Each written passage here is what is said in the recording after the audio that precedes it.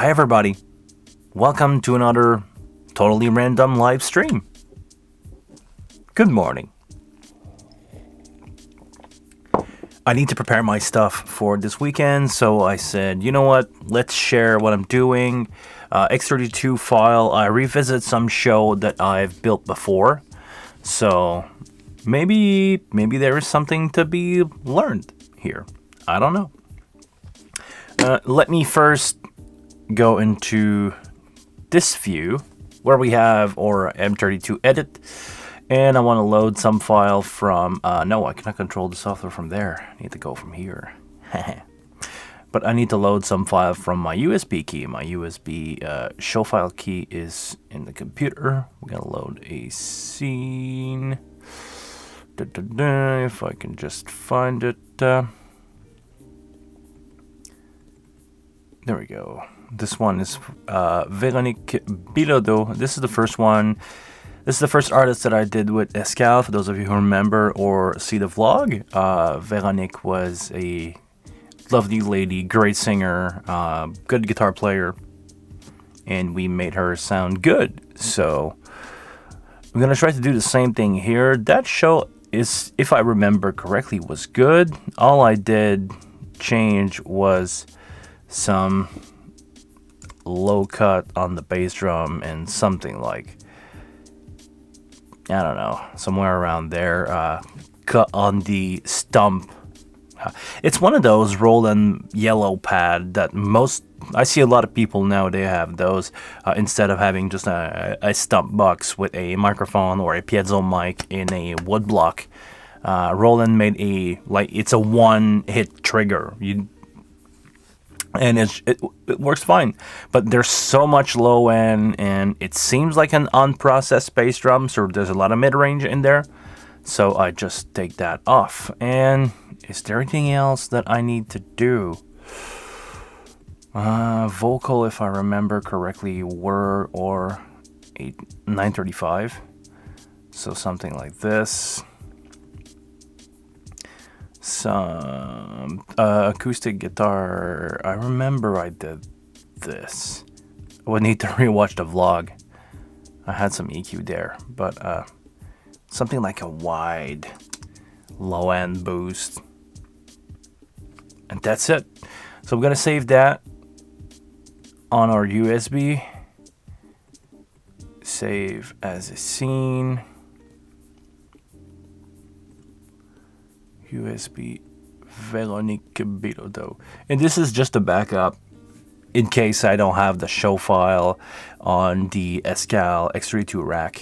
So should be a cool weekend. No sound check to do, or really little sound check to do. Speaking of, gonna need my iPad this weekend. Okay. It has battery. There we go. Great, so one show down.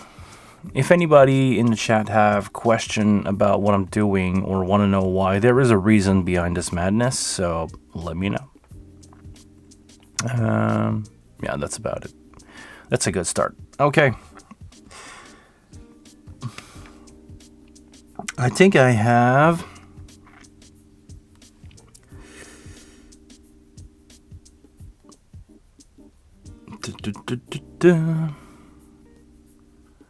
If I check I got so many email this week. It's crazy. I'm not used to that bureaucracy. Okay.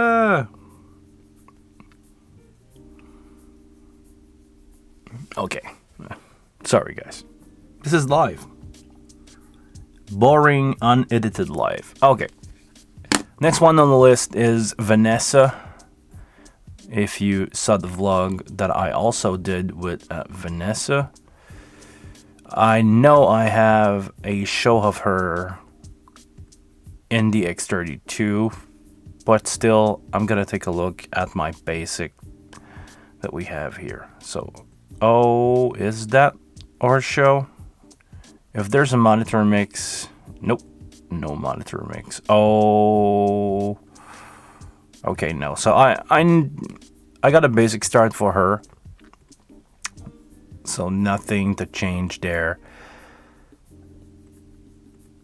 something like that. And yeah, maybe, okay. I'm going to change this just for fun. And I'm going to apply the same kind of treatment that I did here. This is just a backup, just in case I don't have the show in the X32, but I'm pretty sure for her that I have the show in the X32. 160-ish, something like that. I'm just gonna overwrite that on my USB key. Hey Chris, how are you? Good yourself?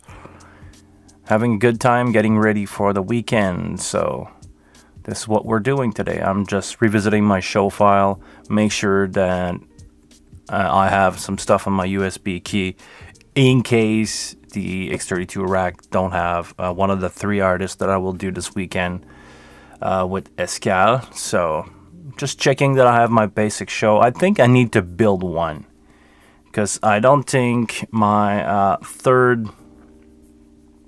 my Sunday show, because I have a rough weekend. I'm doing one show today with an artist that I've done before. Tomorrow I got 2 shows with Vanessa, and Sunday I have 2 shows in the same day with Marie-Ève. I think it's going to be fun because if I don't get that wrong, I think she's got an upright bass. I would need to check that, but I think she's got an upright bass. So I don't remember building a show for this one, so we're gonna build that together if I can get the rider.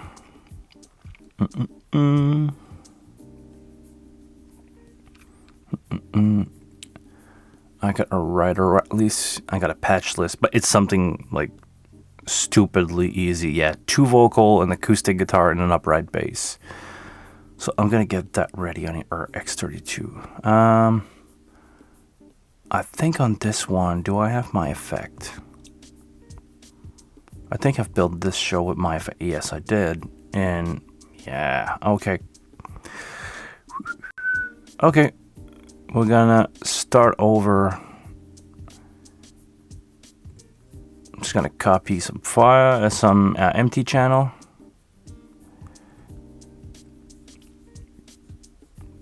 And I can see the chat. Hold on.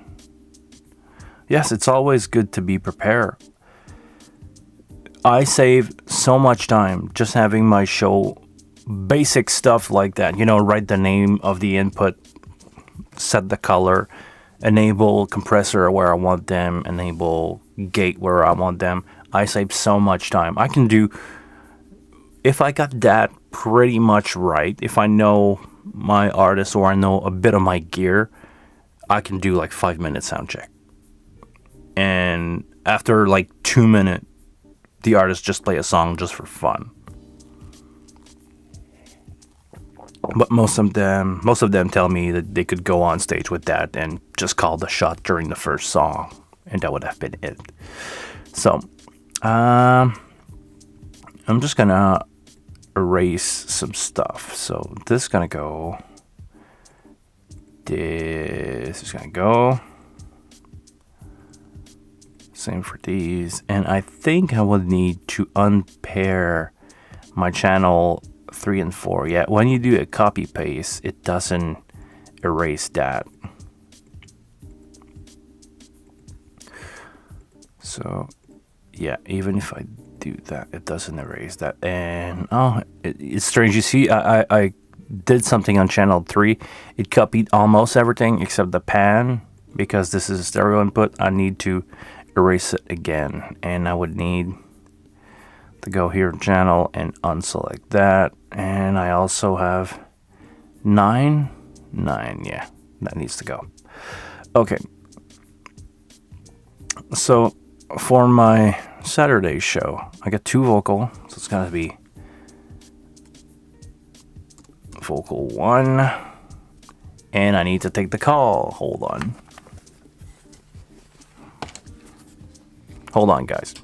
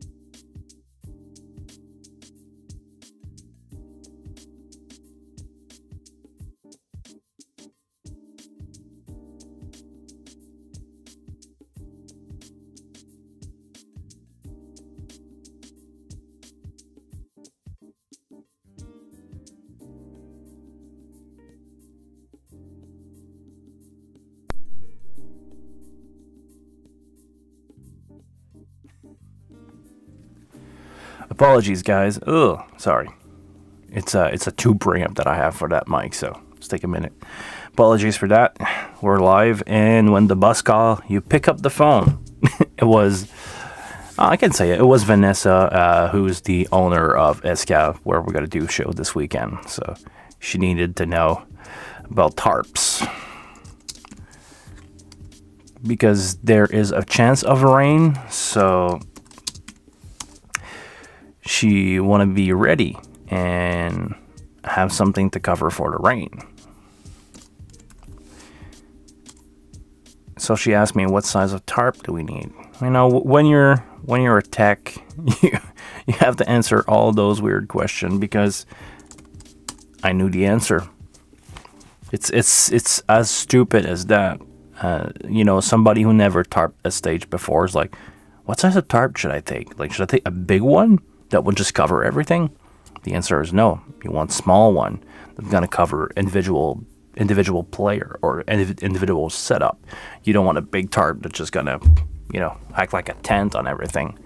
It's not gonna be easy to take off without dumping water everywhere. So, good.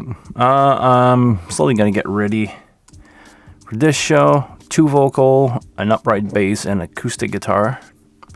And everything's gonna be DI, so I can set my gain to be at least 30 for those DI. I can put an EQ on both. And bass and compressor usually, bass and acoustic guitar, I usually put a compressor on.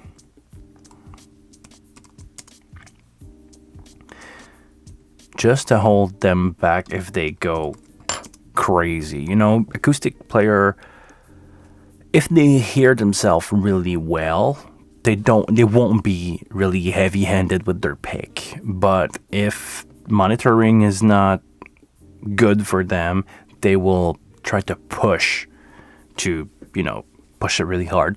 There's a sweet spot where the monitoring is fine for the player and it reflects well that the front of house is mixed by the player. The player himself is not going too loud. So I tried to have the compressor just in that sweet spot of just holding it back. If he wants to push, he can, because the ratio is not that high. It's 3-1. So with a 3-1 ratio, the player can play. Don't really feel a compression until he really hits it. But when he hits it too much, I just go talk to them and say, you need something else on the monitor? You want your guitar to be louder? And he will tell me yes. And I will give him like 1.5, 3 dB more in the monitor, and they will calm down their playing to, you know, they will feel comfortable, they will hear themselves well, and they will come down on their playing, and front of house will be reflected as more even too. So it's really a dynamic between the player and the monitoring. Once you understand that, so here we go. This for those the few of you who watch Joe's live stream, you gotta learn something now. If you doing live or studio, the relationship with the monitoring that the musician to perform, hearing himself in headphone or floor monitor, if he's comfortable to perform, he will give you a more even, better performance period. So monitoring is really important. Most of the musicians that I work with hire me to do front of house and monitor sometime, because I can make them feel comfortable really quick. And when they trust me to make them feel good, they will just go more natural, better sounding, more themselves, and they believe it sounds good in front of house too. So try to have that relationship with your artist, even if you're a studio guy, if you're a live guy. If you have that trust with the people you work with, they will give you better performance. So, really small setup here, huh? Okay, maybe I can talk about something. This one is for Herman, if you're watching this. He was talking to me the other day about my chorus in my on acoustic guitar. I'm using the X32 basic chorus preset, and I always put some chorus on the acoustic guitar. But the real trick is, for it not to sound weird in the room, is in the effects return on aux 4. Actually, I'm going to do two things. I'm going to show you with the chorus and the delay. My chorus return, I send it into my reverb. I do the same thing for my delay. I send my delay, well, sometimes I'm shy about it. I send my delay return, the effect, I send it back also in the reverb. Be really careful when doing this. You absolutely don't want to send reverb into reverb. You will create a digital feedback. It will go really quick and it will be really loud and everybody will be deaf for a few seconds. It happened to me, especially on all the LS9. Everybody who worked LS9 got at some point something weird with the effect on the right DOS console. That was the pitfall for DOS console. You were trying to put reverb. You were on a effects send, and you created. You were sending into your reverb and move the rotary encoder for the reverb return, and by accident you send reverb into reverb, and like poof, everything goes red.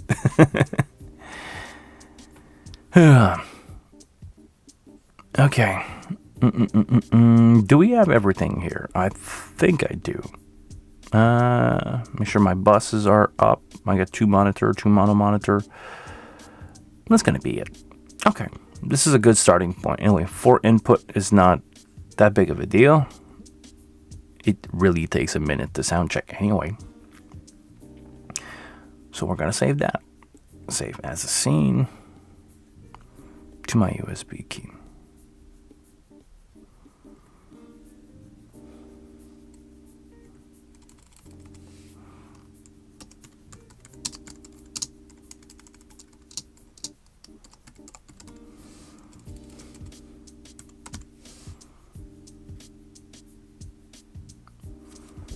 Got to go, Chris. Thank you very much for being here, man. I appreciate the fact that you showed up.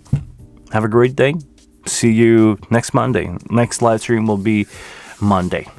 We'll be revisiting Mixing Station, because I got a lot of comment and email about that I didn't check that right or didn't do that right. So I will revisit Mix Station.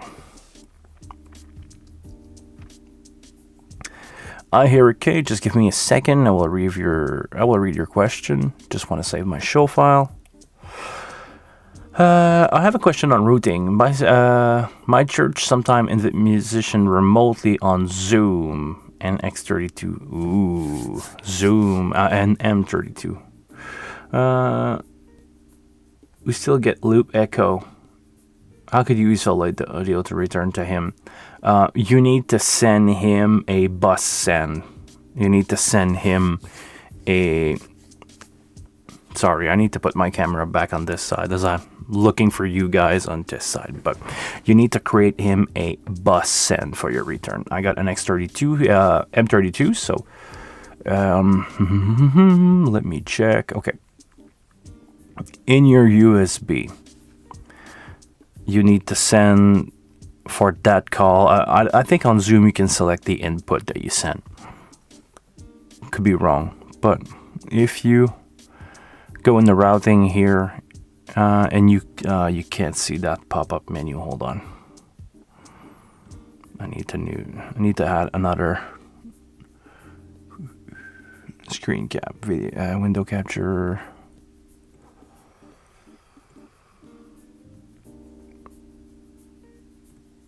There we go. You can see the routing. In the routing, you can go.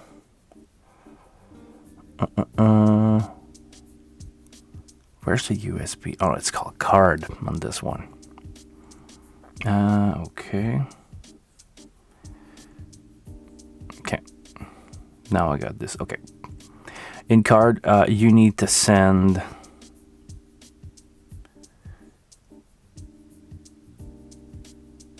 Basically, what you need to do is to create a bus send that you will send it into card. But I just need to figure out. It's been a long time since I've patched stuff on the X32. Can you go user to create that? You don't want to send your local. You want to send a bus send. So, okay, you would need to take either the user output, or you can take just the output. And let's say, you're sending